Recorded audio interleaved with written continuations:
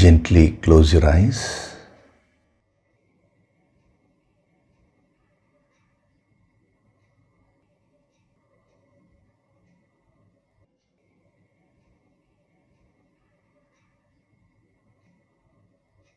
Do deep breathing.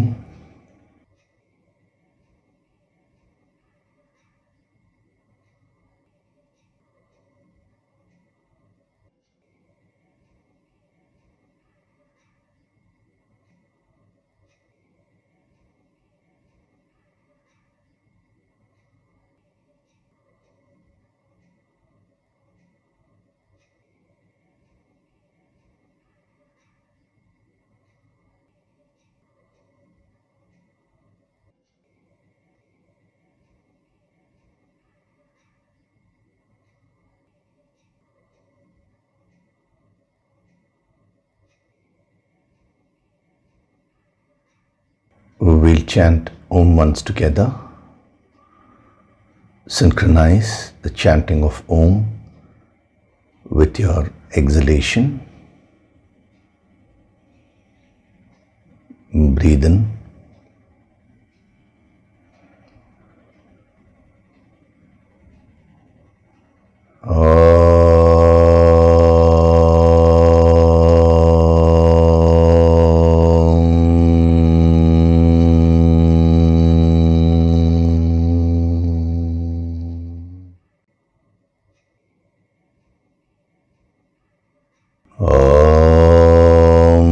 Sahana vavatu, sahanau bhunaktu, sahaviryam karavavahai, tejasvinavaditamastu ma vidvishavahai. Om Shanti, Shanti, Shanti.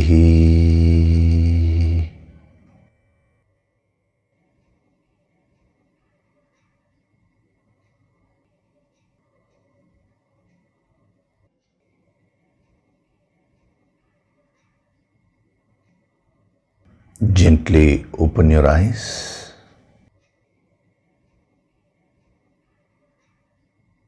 We'll chant from verses 6 to 10 of chapter 3.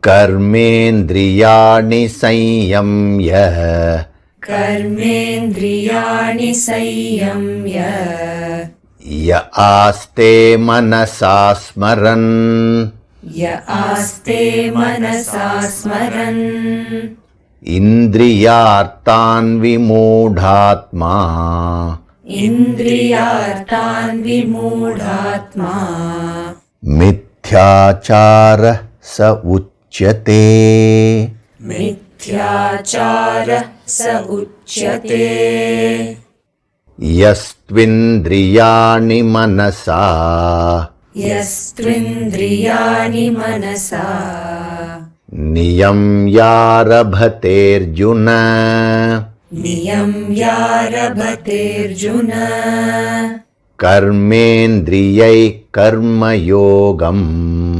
Karmendriyai karmayogam, asaktah savishishyate, asaktas savishishyate, niyatam kuru karmatvam, niyatam kuru karmatvam, karmajyayo hyakarmanah, karmajayo hyakarmanah, sharirayatra pichate, sharirayatra pichate, na prasidhyeda karmanah, na prasidhyeda karmanah,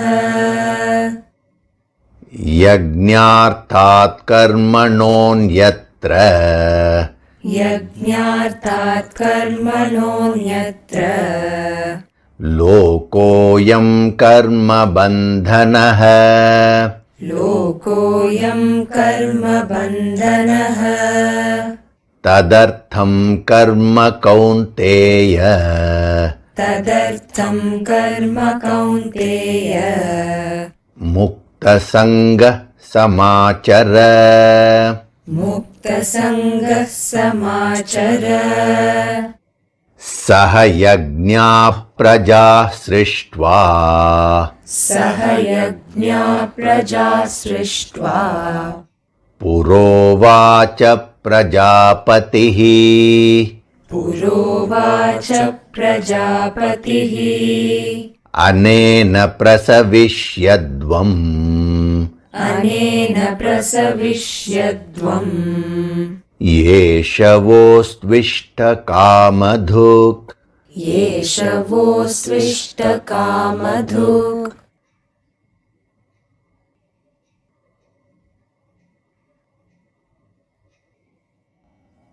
Hari Om, and a very good day to all of you.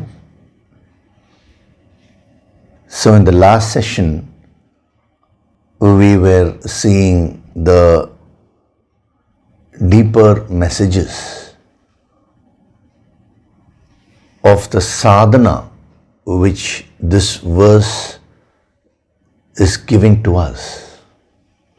It starts off with niyamya. See, in the yogic approach, we convert everything into sadhana. That is one thing. For example, the word tu, but, it's a seemingly innocuous, an ordinary word. But when we use the yogic approach and meditate and derive the energy from it, then the infinite teaches us a lot of things through these ordinary words also. So that is one thing. But there are certain places where Lord Krishna gives the sadhana messages directly. So this is one such verse where he directly tells you what you should do if you want to evolve spiritually.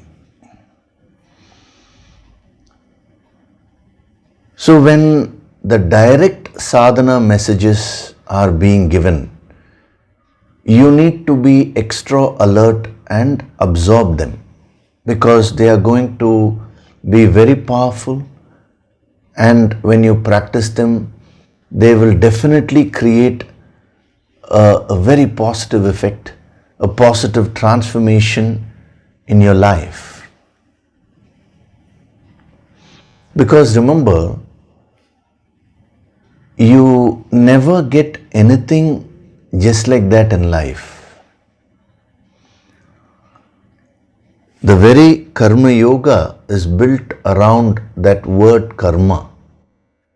And right from beginning of this chapter, I've been telling you, the word karma has so many dimensions, which is what he is exploring in this entire chapter. So one of the meanings of karma is the karma means the cause, the past, the effect of the past deeds which you have done, which becomes the cause for today's life. And not only that, whatever you're doing today, that is going to determine your future, because you have the purushartha, the self-effort also parallelly running within you, a parallel force. So everything revolves around you and your effort only. Whatever efforts you put in, they are going to fetch a particular result in your life.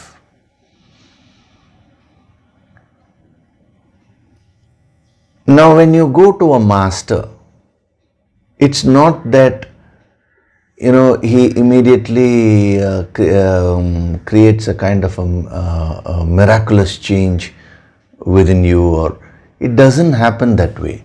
See, he may be able to give a higher experience, that is there. But the real permanent growth and transformation happens only when you start following whatever sadhana principles a master gives. So initially he may give you a few experiences, he may just uplift your consciousness and you may experience something divine. All those things are to inspire you. A student requires motivation. So motivation comes when you are inspired by something. When you're not inspired, then there is no motivation to do it. So when the master says, do sadhana, purify your mind, now expand your consciousness, remove your ego, and keep on progressing in the path towards the infinite. When he says all that, now you require the motivation to do that. Because it's a lifetime process. When I say lifetime, we are talking about the life of the soul, not of this body. So for some people it may be several lives also. But as far as the yogic approach is concerned, we can understand that if we put in tremendous effort, it's possible in this birth itself. So since it's a long process, you require to be motivated throughout your journey. So in order to motivate the student, the master gives the healing energy, healing Shakti. So when the student receives the healing Shakti and certain issues get resolved because of that, it may be health issues, it may be financial issues, it may be relationship issues. Now what happens is the student becomes more confident. Yes, this works. So he or she gets more motivated. If you stop with that and say, oh, I have received this benefit, thank you very much, and you stop with that, then there will be no growth. Sometimes that also happens. The tamasic nature immediately pounces and tries to use this healing energy as a shortcut to success.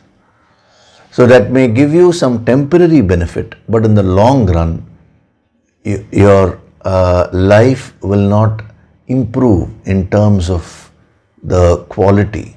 Your personality will not grow into higher dimensions.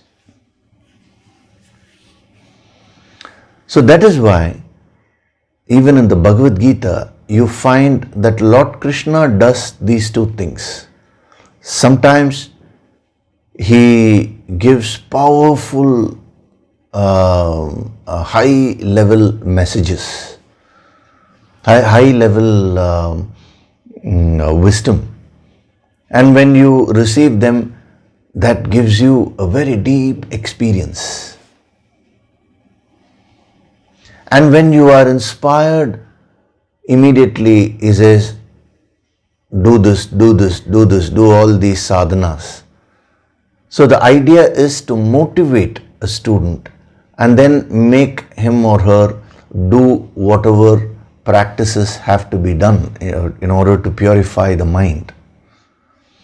Every master uses the same approach.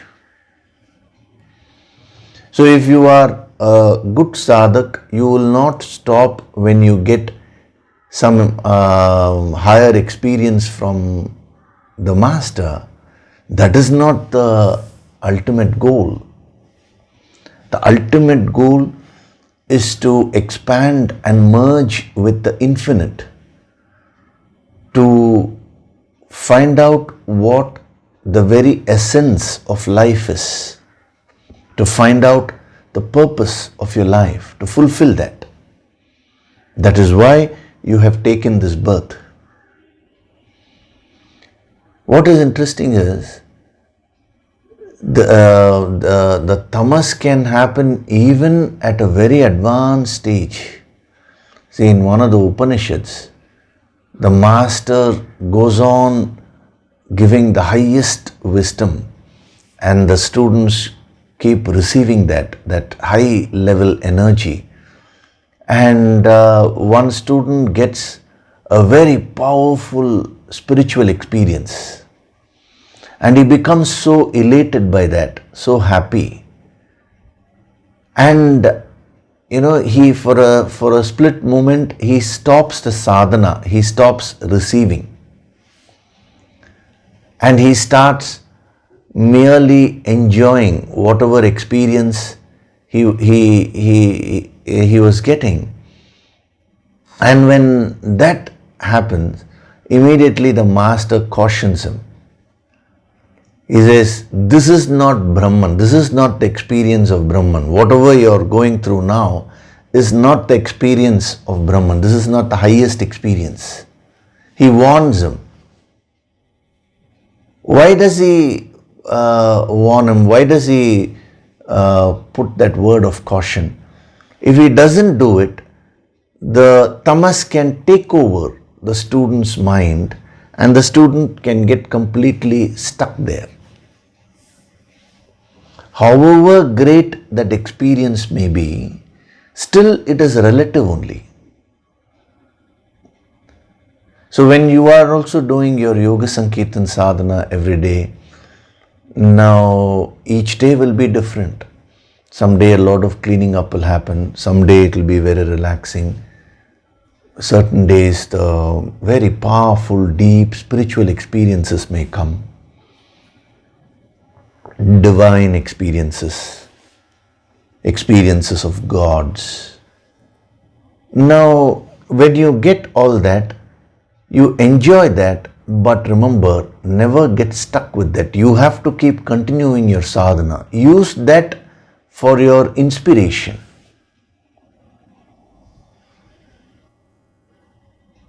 It is very easy to lose your faith or belief. That doesn't take any time or effort. But it's very difficult to develop faith and then to keep on increasing the faith.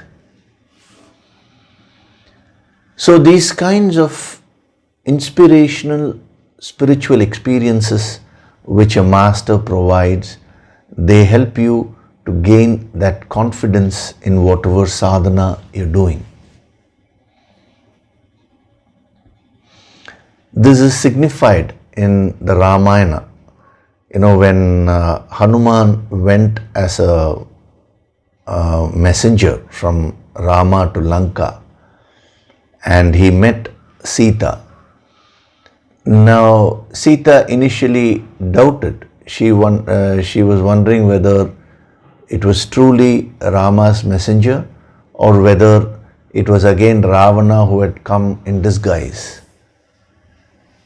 She was in the Ashokavana, And as a proof that he was a messenger, he gave her the ring which Rama had given to Hanuman. Because intuitively Rama knew that it was Hanuman who would find Sita, not others. Because his bhavana was so pure, his intention was single pointed. So Rama knew that Hanuman will be successful in that endeavor. So when he showed her the ring and when she saw the symbol, it was given by Lord Rama himself. So the moment she saw that, she recognized it. Then she got the confidence. Yes, it's a question of time. Now Rama will be coming. So till then, she was in the Ashokavana doing the tapas, constantly meditating and all that. But the moment she met Hanuman and when he gave him the ring, that gave her tremendous confidence. There was no looking back thereafter. Thereafter there was no doubting whether it will happen or not. All those doubts got dispelled. It's a very beautiful sadhana message there. So when a sadhak is doing the sadhana, the various spiritual practices, since it's a long process, sometimes certain doubts can creep in. So that is why the master keeps inspiring the student every now and then by giving certain subtle experiences. Sometimes you may be doing a particular action and a lot of blocks may be there, obstacles may be there, and then you just invoke the Guru Shakti, and within a few minutes all the obstacles will be removed, and your whatever action which you are doing, you would be able to do that in a very smooth way. Many people have reported such experiences. So how should you use those experiences? Use them to become more inspired in order to do sadhana. So two things are required if you want to keep progressing in this path. One is the inspiration and the other is the sadhana.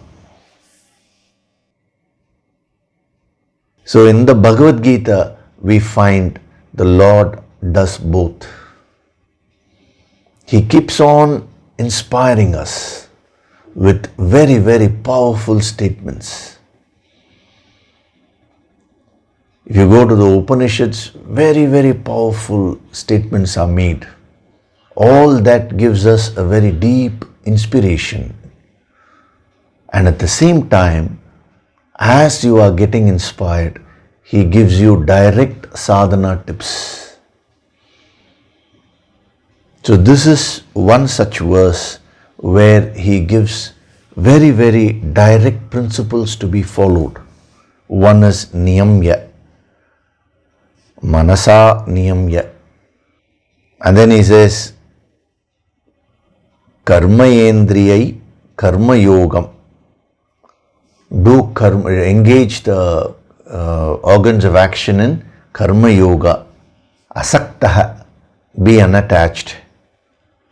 And such a person will excel, vishishyate.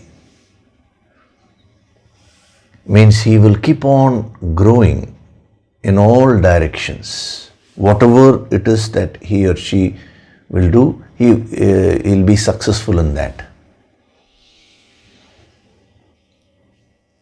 So when it comes to this word, niyamya, we were seeing that last week. We just started that. Niyama. So that yama is the real sadhana. But he adds this prefix ni to that.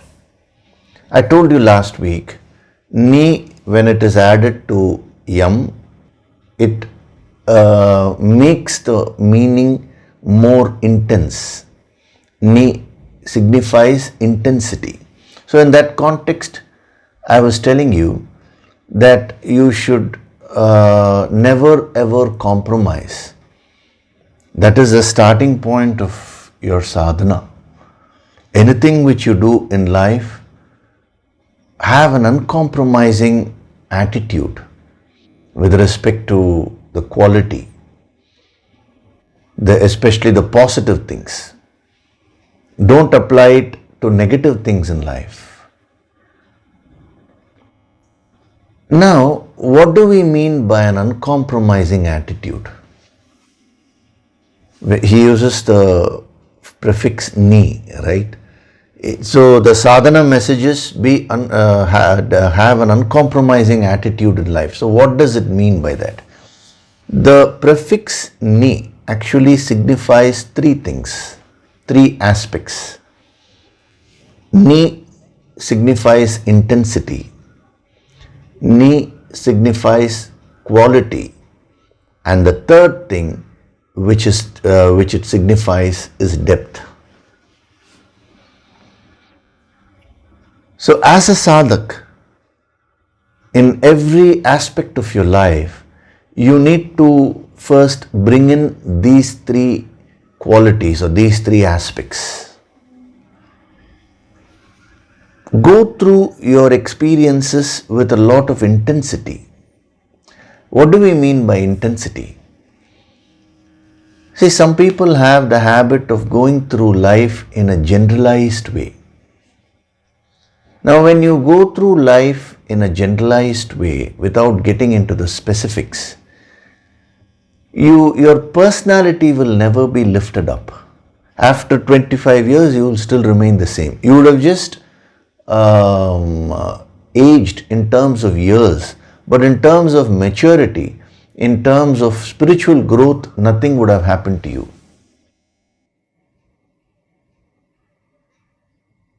Some people say, no, your age is my experience. That statement is correct in a way, but provided you have grown with your experiences. So in our ancient culture, they had this habit of giving a lot of respect to elderly people. Why? Not merely for their age. See, in the good old days, everyone was a sadhak. The very focus of life itself was to find the truth. So when a person did a lot of sadhana and became very mature, spiritually mature with age, they were highly respected. So youngsters used to respect the elders not merely for their age but for their wisdom, for their spiritual maturity. But down the line, what happened is the real essence of that principle went away. People started demanding respect merely for the age. Now, as sadhaks, you should understand the deeper significance of that principle. It is not merely the age, but it is the growth, the spiritual maturity which is attained, which is always respected. If you go through life in a mechanical way, in a generalized way, you will just age in terms of years, which means your body has aged, but your mind will not become mature. I see that in most of the cases where a person simply just ages with respect to the body, but as far as the negative qualities and all those are concerned, they continue to remain the same. I know many couples who quarreled when they were young and who continue to quarrel even after 30 years, 40 years of living together. It means you have not really learnt anything from your experiences.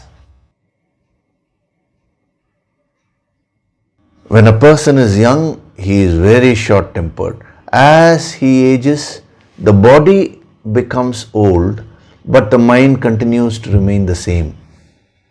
The short temper, if at all, it only increases. That means he has gone through the experiences of life in a generalized way, in a mechanical way.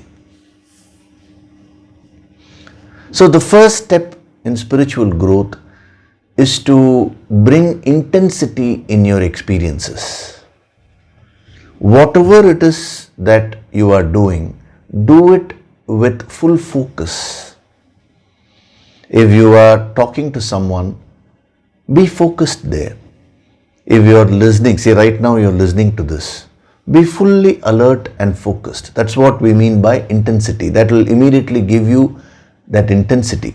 Intensity means you will be able to receive these messages with a lot of force. When you do some work, do it with complete focus. Yes, no doubt your mind will go here, your mind will go there. That is the whole sadhana. Slowly, you need to bring back the mind. The everyday sadhana which you're doing, the Yoga Sankirtan sadhana, will help to build that focus. The empowerment programs which we have, they actually uplift a person's level so that the intensity starts increasing. Only when you go through the experiences of your life in an intense way, you can outgrow them. Supposing, let us say, a child is there. Now you don't allow the child to play with its toys. Now, when the child grows up, as the child becomes an adult, now all those experiences which were incomplete, they will all come and bother the subconscious mind of the individual.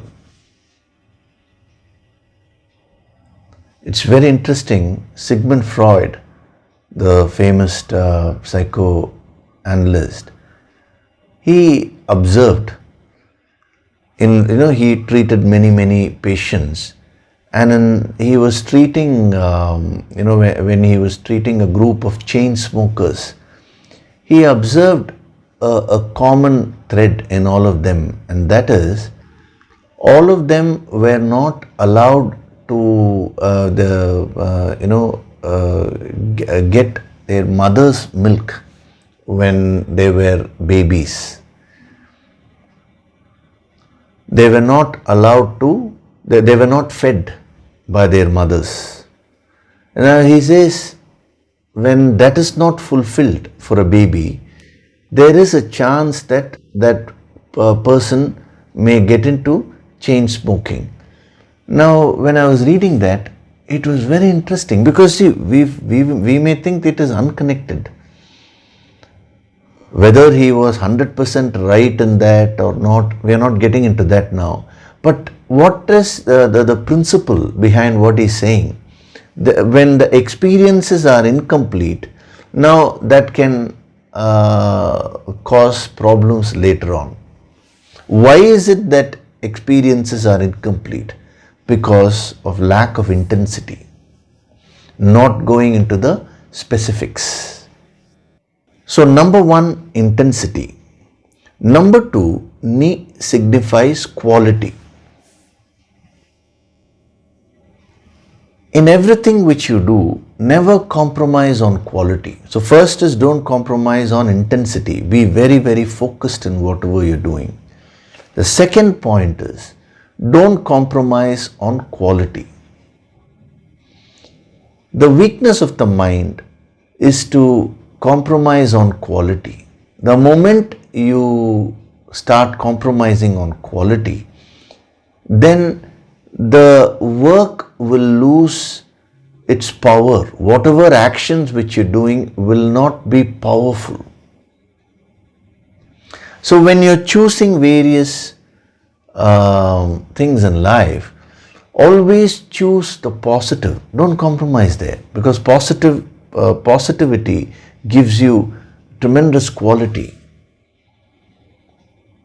In our scriptures, the yogis have emphasized on quality so much.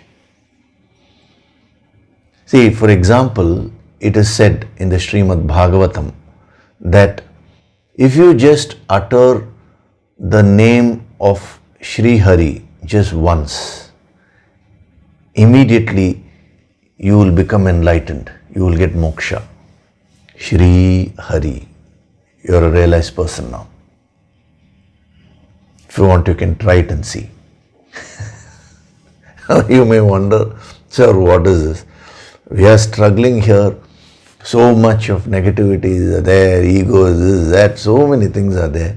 And it is written, just utter the word, the name of the Lord just once. All the sins will be washed away. The mind will become pure. What do they mean by that? They are emphasizing on the quality. with 100% quality, if you utter it even once, you can get enlightened.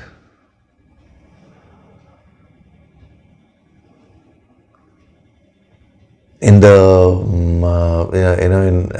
in the Bhajagovindam, Adi Shankara also says that just chanting the Bhagavad Gita once, just reading the Bhagavad Gita once, So they use the word once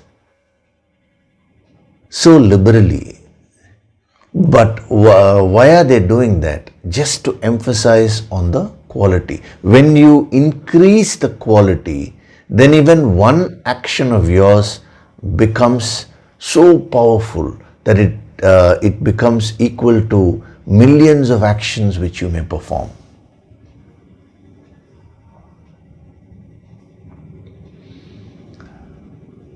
Throughout the ancient wisdom, throughout the scriptures, all masters emphasized on quality, not on quantity.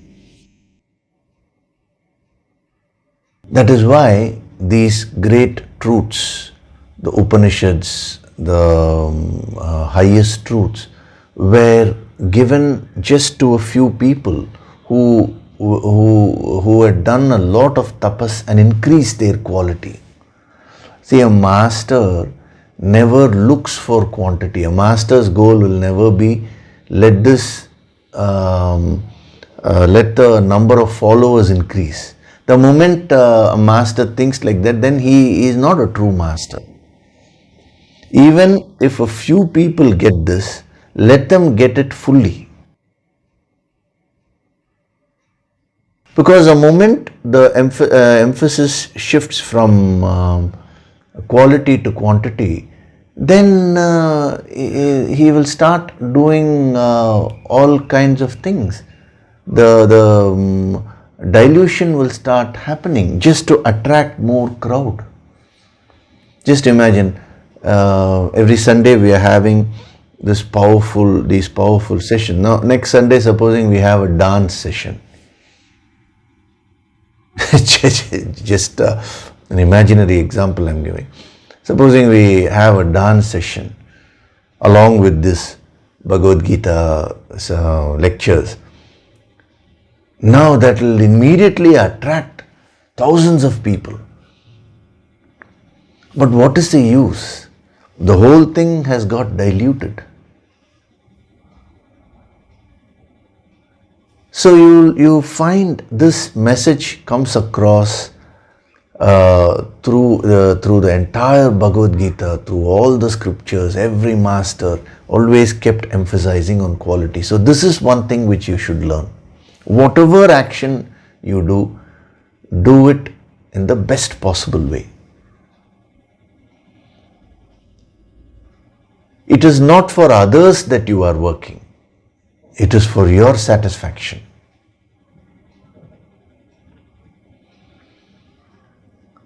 When you see an error and you compromise there, you don't go and correct it, then how can you grow? Because whenever you correct something outside, remember, you are actually correcting the tamas within your mind. You're making your mind more alert. That is why you find qualities like shaucham, shuchihi, all these were suggested. Shaucham, shuchihi, all these mean cleanliness. Why? They say no, cleanliness is close to godliness. If you can't even be aware of the dirt outside, how can you be aware of the dirt inside? So these are all sadhanas which were given to improve the quality of your life. So no need to take that literally. I'll chant only once. I will listen to because I don't know how some people can misunderstand. They'll say, oh, Yogishri has said only just once is enough. So for once in my lifetime, I will listen to Yoga Sankirtan. Finished. It's not that. In order to emphasize the importance of the quality, such methods are being used by our masters. So ni means qualitatively enhance the beauty of your life, enhance the experiences of your life. Never compromise on that. And number 3, ni also means depth. Whatever it is that you are doing in life, do it in a deep way. See, intensity, depth, quality, all these are so similar. They are just different facets of the same thing only. So if you understand one, it will be easy to understand the other. Don't lead a superficial life. People have very superficial values. Today everything has become very superficial. Even emotions have become highly superficial. See, people are more concerned about mere superficial expressions of emotions rather than the depth of the emotion.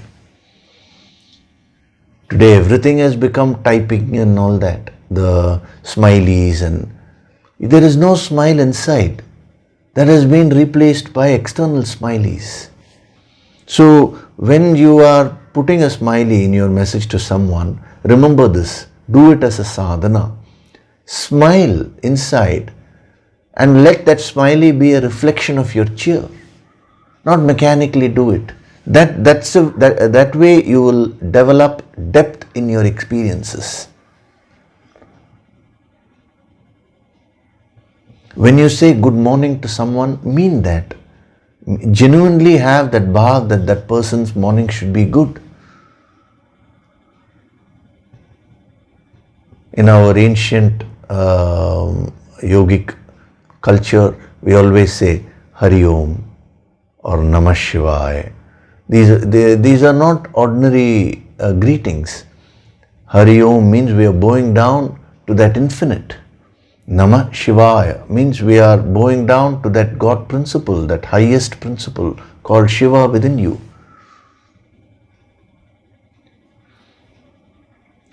So it was originally designed to create a lot of depth in your life, but even that has become very mechanical now. So if you want to grow spiritually, now start becoming a deep person. That is why, when we had this yogic sadhana of Guru Purnima, not only this year after year we are having that, I mentioned to you, Guru Purnima is not restricted to merely paying your homage or to your Guru, just to give some respect to your Guru on that particular day. It's not merely that. You have to develop a lot of depth and get connected with the Guru Shakti. That is real Guru Purnima. That is only the real sadhana of Guru Purnima.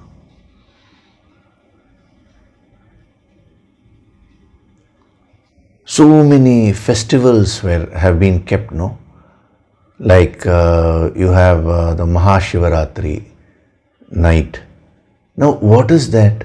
That is meant to get connected to that cosmic energy called Nataraja. Nataraja means the same Shiva only. He dances. So the cosmic dance of divinity, you need to experience that. No, it has nothing to do with externally dancing. Some people mistake it like that. They think Mahashivaratri means you have to keep dancing, jumping and dancing externally. No, it's a very, very deep process where they ask you to spend a night. It's a very conducive time to go deep within and feel the experience, the cosmic dance of divinity in each and every cell of yours, in the entire cosmos. Now every sadhana which they had prescribed has lost its relevance today because the depth has gone away. So every Sunday when you are attending these sessions, this yogic approach is building that depth in your perception.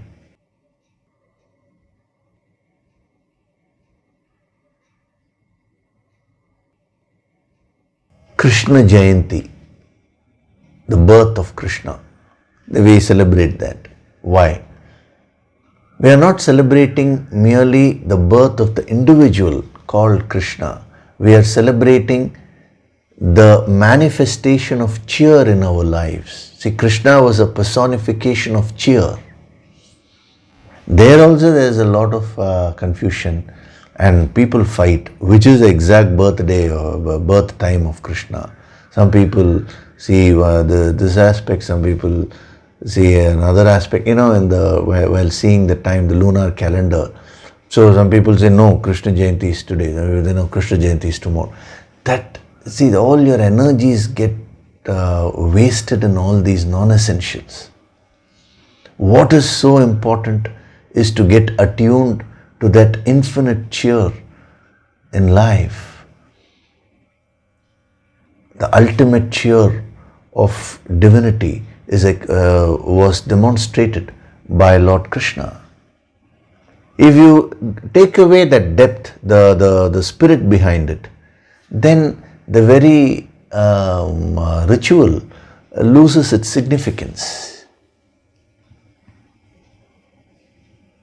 So these are the three aspects which you should practice if you want to grow. If you practice these in each and every aspect of your life, your whole life will become very, very powerful. What are the three aspects we saw? Number one, intensity. Number two, quality. And number three, depth. So not having an uncompromising attitude in these three aspects will take you really on top. Anyone who practices this with respect to one field will become a tremendous achiever in that field. You find out. Take the lives of achievers in any field and see. With respect to that field, they would have practiced these. So when you are practicing this uncompromising attitude, remember, it is only with respect to positive experiences we are talking about, not with respect to negative experiences. Negative means harmful experiences. As I told you, an alcoholic may misunderstand this and say, let me go for the best drink, uncompromising attitude. That is wrong. A drug addict may say, let me go for the most costly drug, best quality drug. Why? Because I'm following the Bhagavad Gita. Choosing drugs, choosing alcohol itself is lack of quality. You compromise there.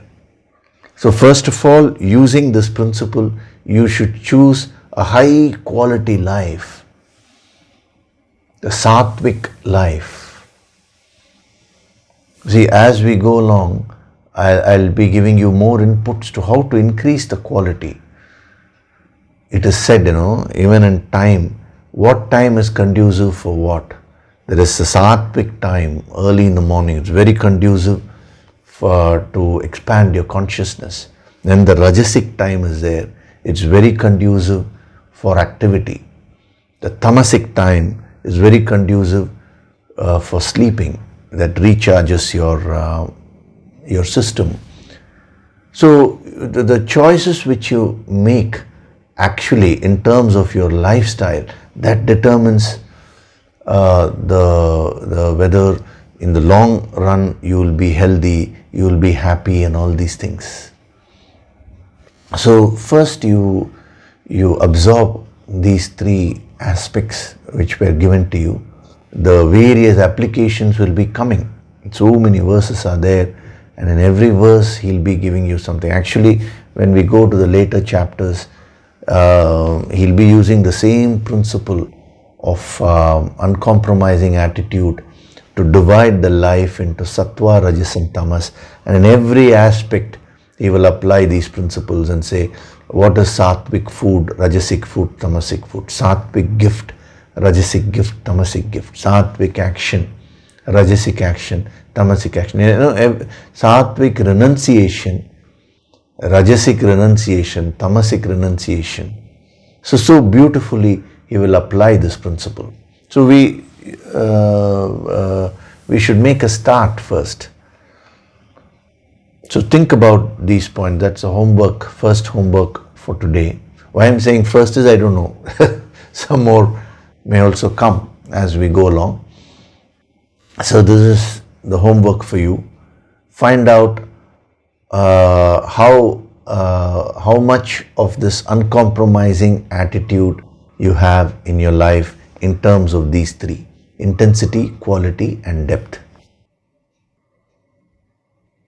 Whatever be the outcome of your analysis, supposing you say you find you have only 10% depth, now accept that and start working on that.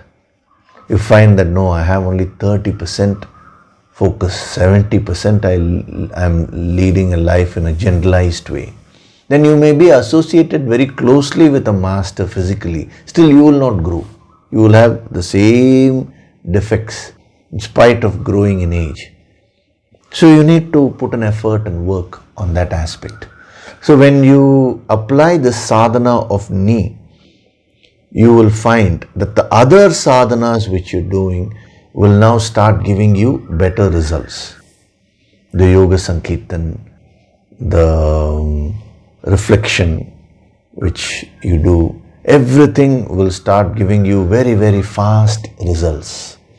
Don't become result oriented. But I'm only saying, if you apply this, the other sadhanas will become very powerful. So the sadhana of ni adds tremendous value to the rest of the sadhanas which you are performing. It adds tremendous value to your life itself. So ni, yama, niyamya. So beautiful. So what is this yama? Yama fundamentally means discipline.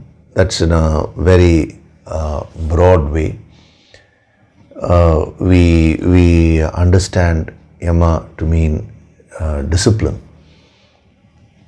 Now, discipline is so important in life because when you are indisciplined, all your energies get frittered away. That's why he is giving that as a very, very key sadhana to be done. And where should you apply this principle of discipline? He says manasa, to your mind, because it is a mind which becomes indisciplined or it is a mind which can be trained. It's not merely the physical body. So generally speaking in life, if you don't have any niyama, if you don't have any rules, then your life will become purposeless. So the moment we talk of discipline or rules, the first question which can come to your mind is, no, but won't that restrict my freedom? Especially youngsters ask this question. Why should I follow any rule in life? That restricts my freedom. I want to be free. Now that looks very nice when you hear, just be like a bird, don't have any rules. Actually, birds follow all the rules. All other creatures follow niyama. It's not that they do whatever it is that they want. Yet we misunderstand. So, primarily, you need to understand the difference between freedom and licentiousness. Before getting into the full dimensions of yama, in the background you need to understand this. Only then you will be able to practice the sadhana of yama. So when you put rules for yourself, that is not to restrict your freedom. See, first of all, what is the difference between freedom and licentiousness? Licentiousness means doing anything which you like, anything which comes to your mind, you do it. That is called licentiousness. When licentiousness is punctuated with discipline, that becomes freedom actually. I'll give you a very simple example. Now, you are free to drive your car in your city. You can go anywhere you want, from city to city also, to throughout your country you can drive your car. This is the freedom which has been given to you, given to all of us. But that is subject to certain traffic rules. When the red signal is there, we have to stop. When the green signal is there, we can move. So many traffic rules are there.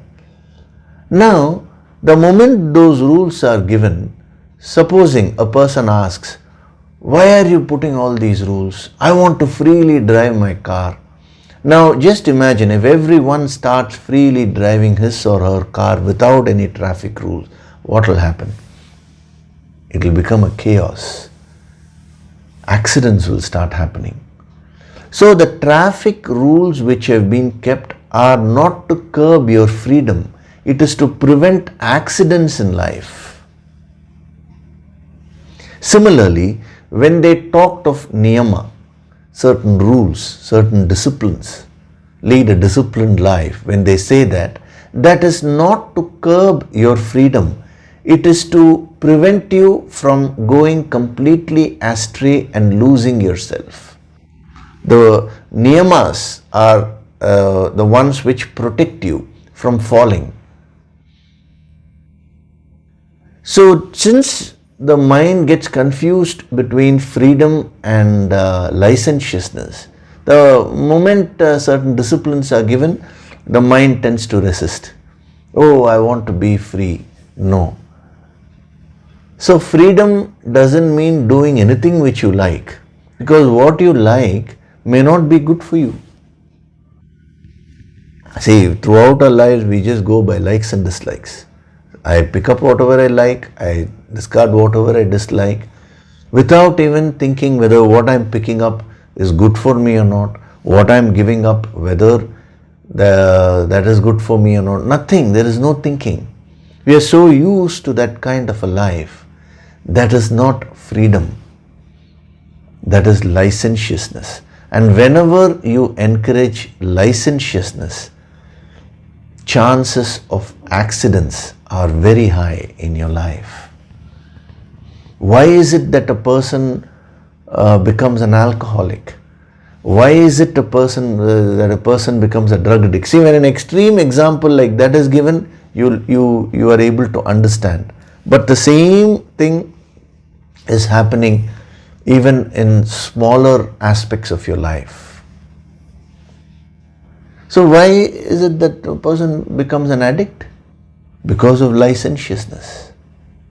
I'll do anything which I want. That is not freedom. So your life should be punctuated with disciplines. You are free to do whatever you want to do, subject to certain disciplines. That's how you should formulate your life. Nobody else is going to do it for you. You have to do it. Our rishis, our yogis have given certain basic frameworks, certain basic rules of life. But then specifically according to your lifestyle, according to what your nature is, you also have to formulate your disciplines, your rules. If you don't formulate certain good rules in life, like formulating certain traffic disciplines, then the mind will become chaotic. It will go anywhere it wants. So the first step in gaining control over the mind is to bring in discipline in your life. That is niyama. Beautiful word. And what is interesting is, niyama, yama, not only means discipline, it means voluntary discipline. See, the moment something is forced on you, then you feel, oh, my freedom is gone and all that. So that is why in the ancient wisdom, the great yogis are saying, don't follow something because somebody else is telling you. You understand the value of it. You understand the logic of it and the value of it. And then you take it up willingly. Then it will no longer be a strain for you. Even in all these sessions, so many principles are being given to you. Now, don't follow them just because Yogishri is saying that. Don't follow them just because it is given in the Bhagavad Gita. Instead of that approach, what the yogis are saying is, go into the depth of it. Understand the logic. Understand the value of what is being given. Then you will get motivated, you will get inspired, and then take it up voluntarily. It's a voluntary discipline we are talking about. See, when discipline is imposed from outside, and when you are forced to follow a discipline, your heart will not be there. Your mind will not enjoy it. When you voluntarily take up a discipline, then you will go through the pain. See, when you want to follow any rule or any discipline, there is a certain amount of pain involved. Even if you decide, okay, let me get up and do my yoga every day, if you want to stretch or do my exercises, whatever it is, it's a discipline. There will be a certain amount of pain because naturally the mind will want to laze around and sleep and all, it will not want to get up from bed so easily. Now you have to go through that pain in order to follow the discipline. So Lord Buddha, he said, endure the pain. How do you endure the pain? Because unless you learn to endure the pain, you will not be able to follow the discipline. How do you do that? Simple. It is niyama. Niyama means voluntarily taking up discipline in your life. So in spirituality, nothing is forced. Lord Krishna is talking to Arjuna, his dear friend Arjuna, who is going through a lot of suffering, is unable to face a challenge in front of him. To him, he explains the whole thing and then he says, Yatha ichchasi tata kuru. Do whatever you think is best for you. That freedom to choose is always given in spirituality. Whenever something is forced, then that will not create any impact. So when you are handling your mind, if you force your mind to do something, then that will not work. It will work temporarily, but in the long run, again the mind will revolt. Whereas when the mind takes up something voluntarily, then that tussle will not be there. So first of all, as I told you, no compromise on quality, depth, intensity. So using that, you should choose all the higher things of life, good habits, things which will benefit you in the long run. To give you simple examples, things like eat the right type of food, sleep early, wake up early, do your exercises. So many habits are there. Now that is where you can first apply the niyama. So in all those things, choose those things which are beneficial for you. Now that will form a beautiful framework, a discipline. Now it is not enough if you choose them, voluntary discipline. So it means you should understand the value of whatever you're choosing. Unless and until you understand the value of, for example, exercises, you will not be able to get up and do the exercises. Unless and until you understand the value of good nutritious food, homemade food, you will not eat that. If you think there is more value in junk food, then you will go for that only. Whatever you value most, you will do that. If you value something tremendously, then you will be willing to go through any amount of pain in order to get that. Sometimes,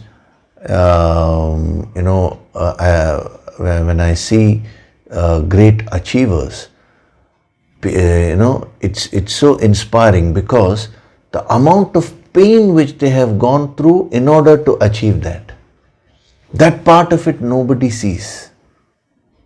90 to 95% of what brought them to that position is unseen. People only see the glamour of achievement and they say, I also want that.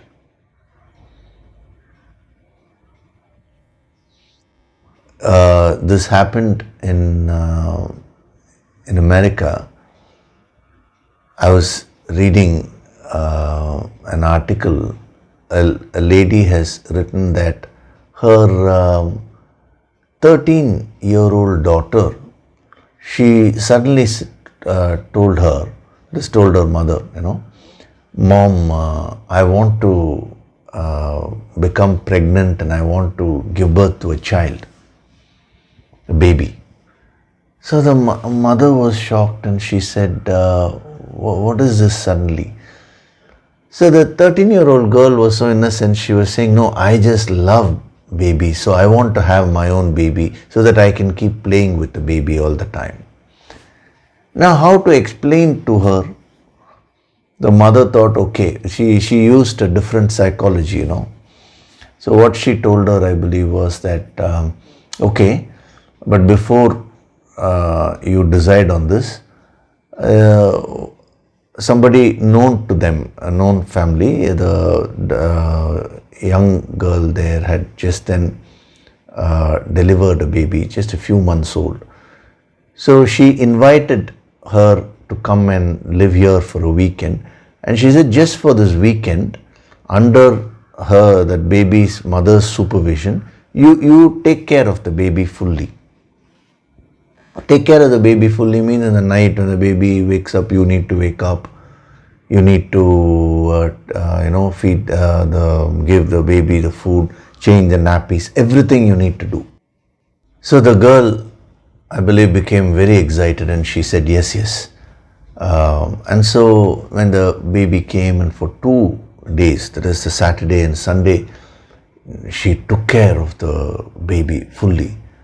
And then by Monday, the mother, the family friend, she took her baby and went away. And then this 13-year-old girl, she came to her mother and said, Mom, I don't want a baby now. I think I'm not ready for it. Probably after a few years we can see.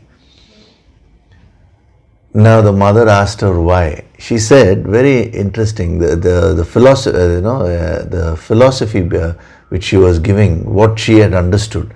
She said, when I said I want a baby, I was only thinking about playing with the baby and I didn't know what was in the background, how much of effort a mother puts to take care of the baby.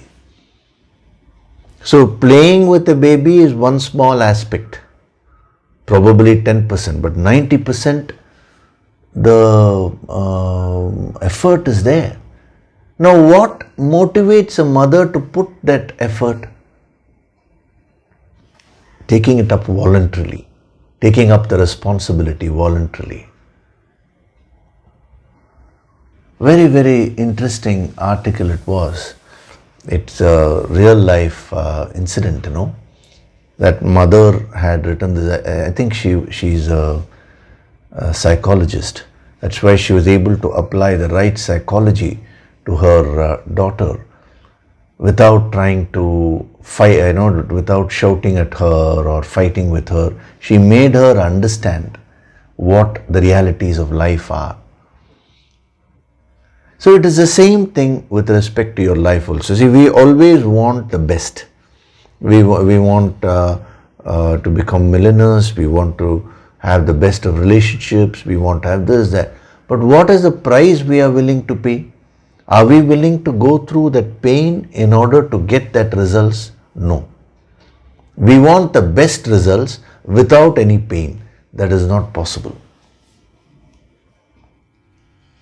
So discipline, niyama, when you understand this dimension of niyama, that is, it is not merely discipline, it is voluntary discipline. When you absorb that message, then that gives you the strength to go through the pain of rules which you set for yourself. It is so important. People say we need to develop willpower, in order to achieve anything. What does a willpower mean? What is the meaning of willpower? Willpower means the ability to do something which is good for you, even if it causes temporary inconvenience or temporary pain. So in our yogic approach, he has given a beautiful tip here by using the word niyama. Voluntary discipline. So that is why when we saw the message, the deeper messages of yaha and saha, I explained to you, that indicates a choice of action, how you have the choice. So say, I choose to do this, I choose to do that. Now, if you have done that sadhana, now you will be in a position to add more value to the sadhana. You not only choose to do something, from now onwards you say, I choose to do this voluntarily. I choose to do this with enjoyment. I choose to do this in a happy way. Anything. So when you're picking up some habit, when you're trying to form some good habit, the negative habit will try to pull you away. But when you keep on exercising your choice voluntarily and bringing that bhavana that I enjoy this discipline, now it's a question of time. If you consistently do something, then the habit will change from negative to positive.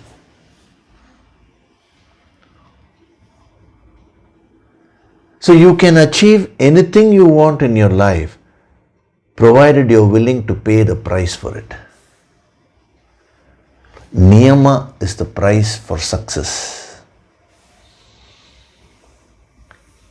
So when it comes to spirituality, everyone wants to become a Sthita Prajna. Oh sir, please tell me how to achieve enlightenment. Sometimes I get such mails, All that is very big questions people ask. But the moment the disciplines are given, every day get up in the morning, do the yoga sankirtan sadhana, do some kriyas. When all those things are given, attend empowerment program. See, attending empowerment program itself requires a lot of discipline. Because I understand that a lot of work will be there, this will be there. But in spite of all that, to say I will devote 2 hours, around 2 hours every day for 21, 22 days and receive the higher empowerment. That is niyama.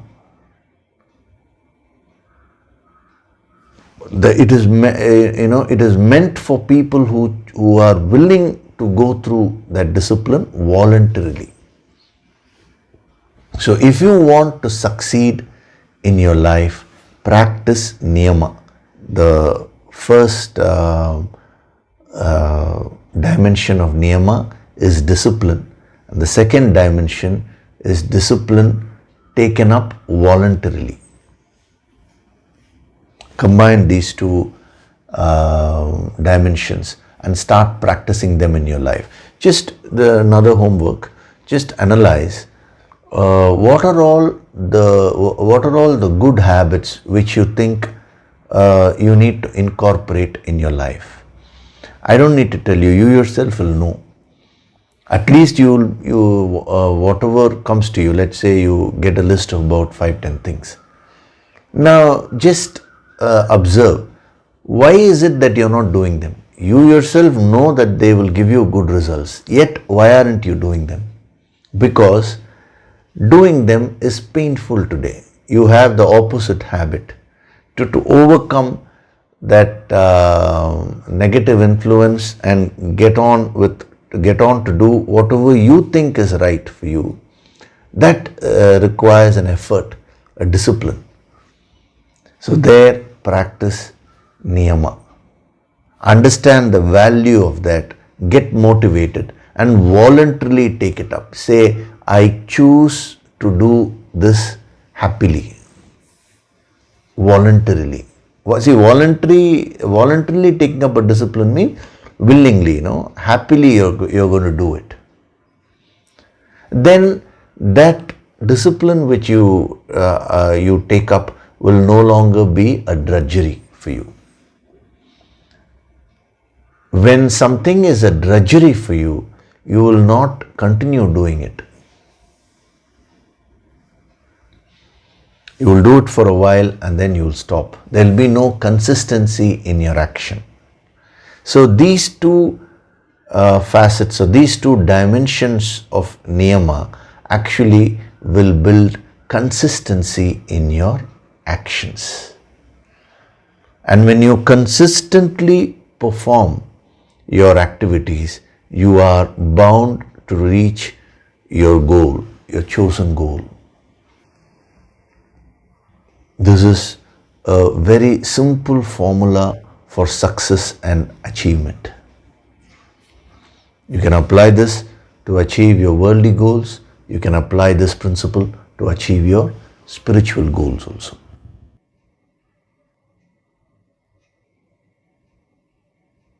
Is it clear? So you do that homework today. We will stop with that because it's a very, very powerful. See, this niyama, when mastered, actually it is like a key, which can unlock so many things from within you. It is only when you practice it you will know. A simple thing like you have let us say, a habit of laziness. You don't eat on time, just for argument. You eat in a very indisciplined way.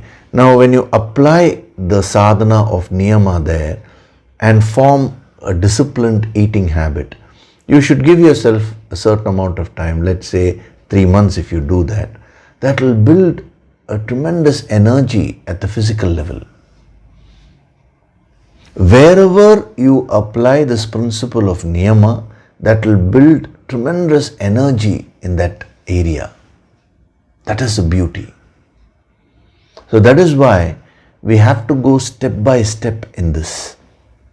No point in giving you everything at one go and just leaving you like that. First, you start practicing this. Do some homework and come back next week. Then we'll go into more depth of what is niyama. There are many other interesting dimensions of niyama. How you need to apply that. It will be very interesting for you as a sadhak. But first, you have to practice this fundamental principle, which is discipline, following discipline in your life voluntarily. That is the key.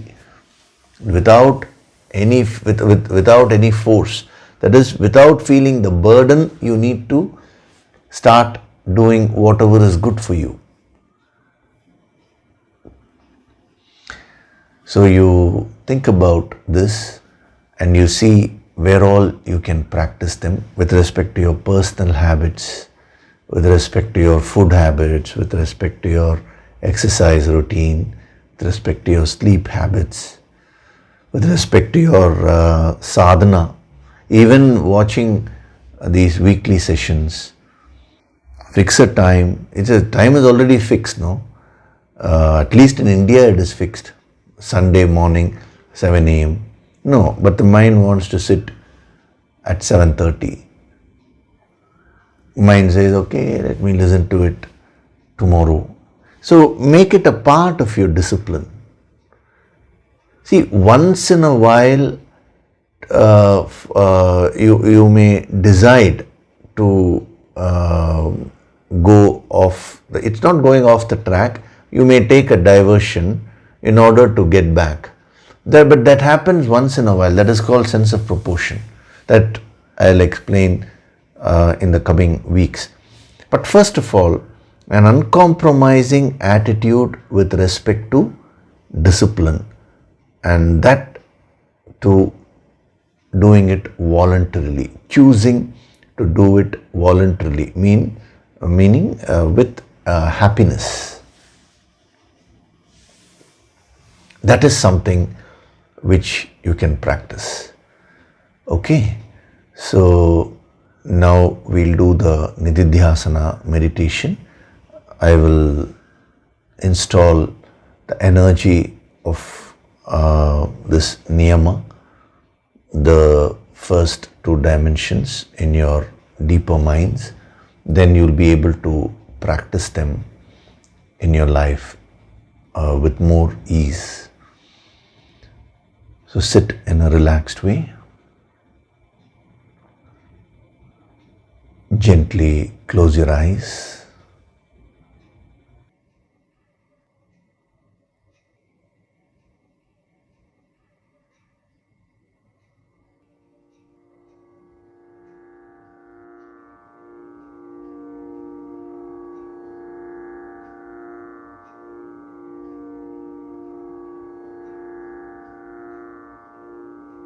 Do deep breathing.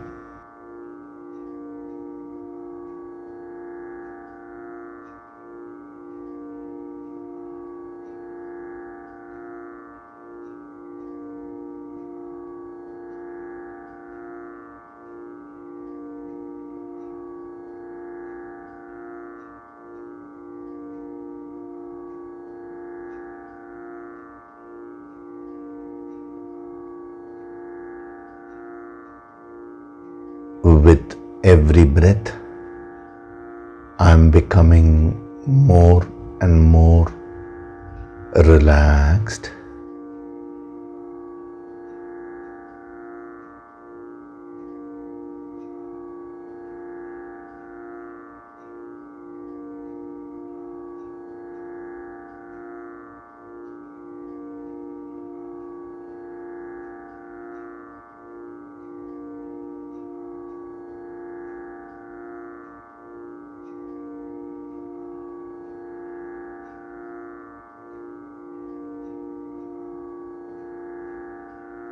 Feel the divine vibrations.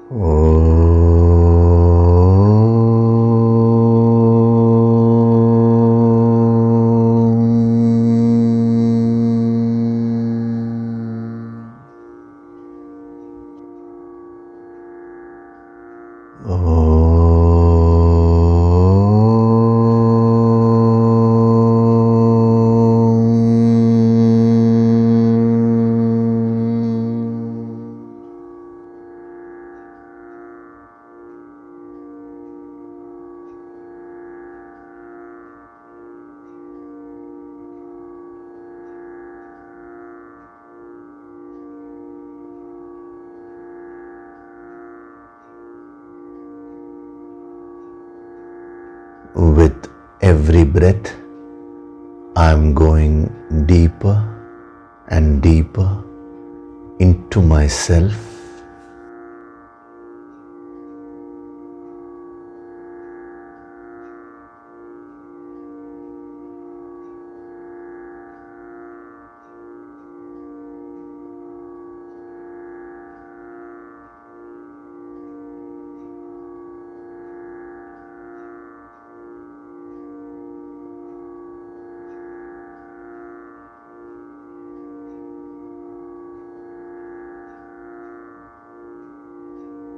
Beyond my physical body, beyond my emotions, beyond my thoughts,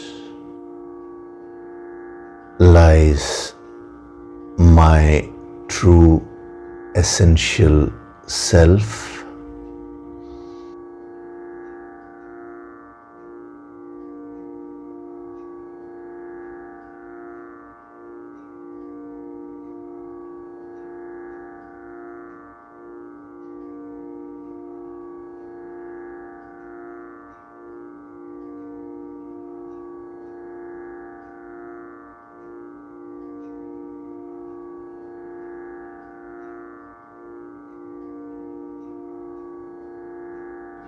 I am one with that supreme infinite self.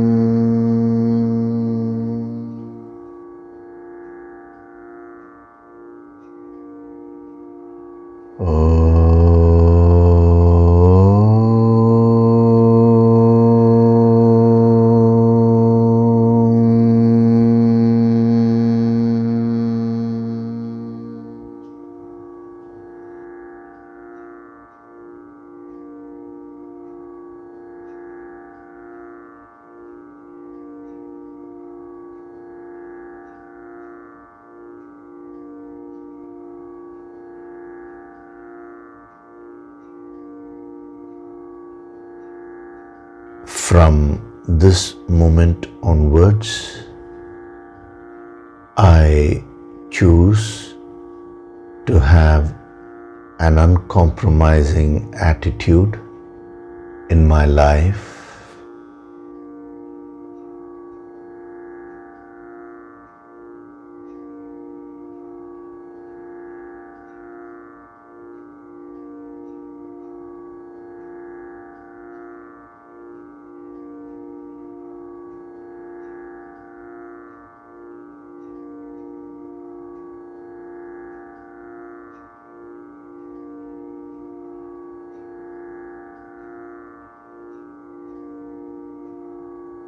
I choose to practice niyama, discipline in my life voluntarily with a lot of happiness.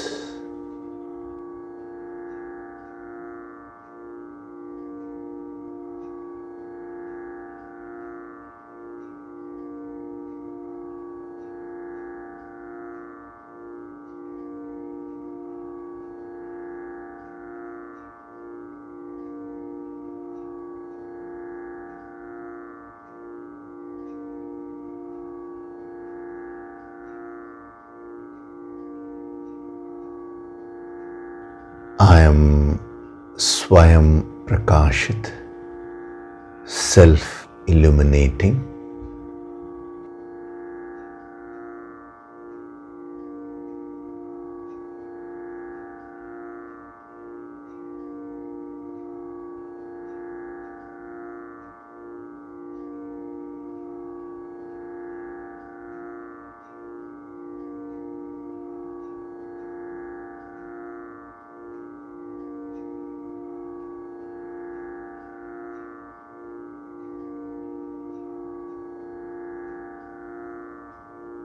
Offer your gratitude to God Supreme.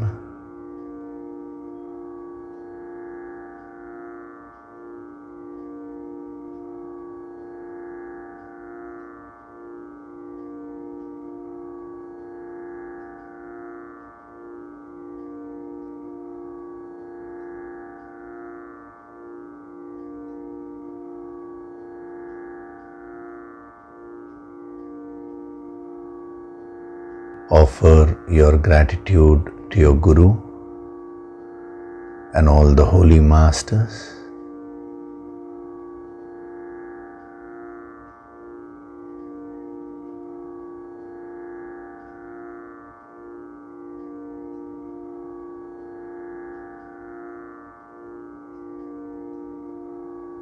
Slowly come back.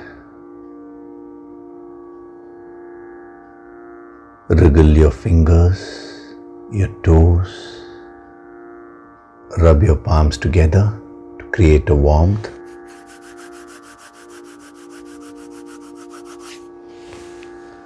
Cup your eyes with your palms.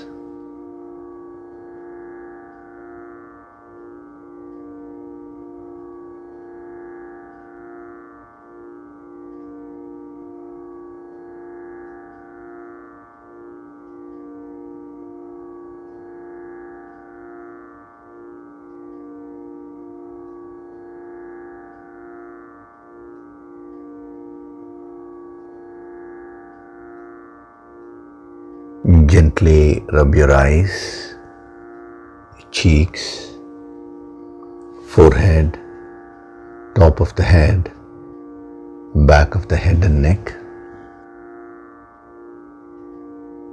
Slowly open your eyes.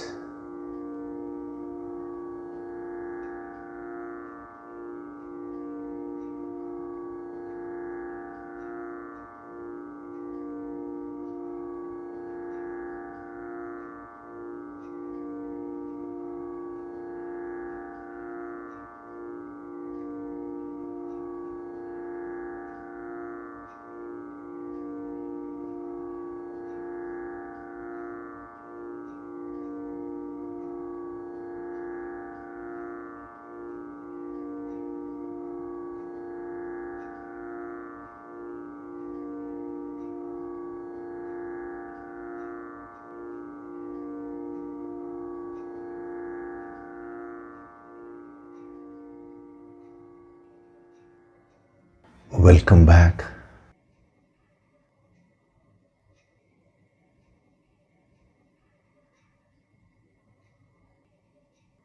It's a very powerful session we had. These principles are meant to create tremendous power in your life. So take them up and start practicing them.